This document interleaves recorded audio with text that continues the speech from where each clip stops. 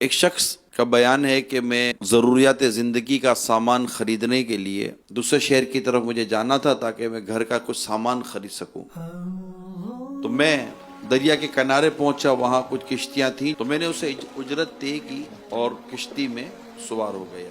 سفر طے ہوتا گیا، اچانک میری نظر دریا میں پڑی اور ایک بڑی سی مچھلی اڑ کر ہماری کشتی میں آ گئی۔ میں فوراً مچھلی پر جھپٹا، تو مچھلی ہمارے قابو ہو گئی۔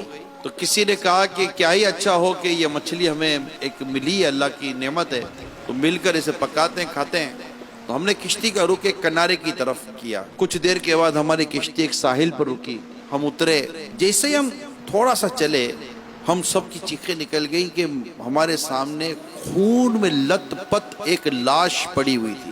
ادھر دیکھا تو ایک شخص جو کہ زندہ تھا، منہ پر کپڑا بندھا ہوا تھا، ہاتھ بھی اس کے بندھے ہوئے تھے۔ ہم نے اس کے ہاتھ کھولے، منہ کھولا، نے کہا بھائی کیا بات ہے، کون ہو تم، یہ سب کیا معاملہ ہے؟ اس کا بتا دو۔ بات یہ ہے کہ میں تاجر ہوں اور تجارت کی غرض سے ہم ایک شہر گئے تھے، وہاں سے واپس آ رہے تھے، مگر دوران سفر اس شخص نے اس بات کا اندازہ لگا لیا تھا کہ میرے پاس مال بہت ہے، پیسے بہت ہیں، تھکن اتارنے کے لیے، آرام کرنے کے لیے اس جگہ پر ہم رکے۔ اب رات کے کس وقت نہ جانے ہمارے کشتی والے اٹھ کر چلے گئے اور میں سوتا رہ گیا، مجھے پتہ نہ چلا۔ اور یہ شخص جو میرے ساتھ تھا، اس سے مجھے باندھ دیا اور میرے سارے مال کو اس نے لے لیا۔ اب قتل کرنے کی غرض سے اس نے جیسے وہ خنجر نکالتا، خنجر پھنس گیا تھا اس کے کپڑے کے اندر، اس نے 2-3 دفعہ زور مارا، نہیں نکلا۔ اب اس نے جو زبردست طاقت لگائی نا، تو خنجر تو نکلا لیکن اس کی دھار اس کے گلے پر لگ گئی اور یہ وہیں سے دھڑام کر کے گرا اور مر گیا۔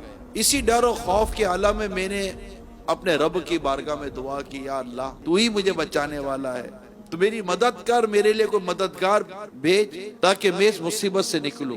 تو بس میں یہ دعائیں کر رہا تھا کہ تم لوگ آ گئے اور میری مدد ہو گئی۔ تو اب یہ بتاؤ کہ تم لوگ کیسے آئے میرے پاس، یہاں تو کوئی بھی نہیں آتا۔ انہوں نے کہا کہ ہوا یہی کہ لگتا ہے تیری دعا قبول ہو گئی۔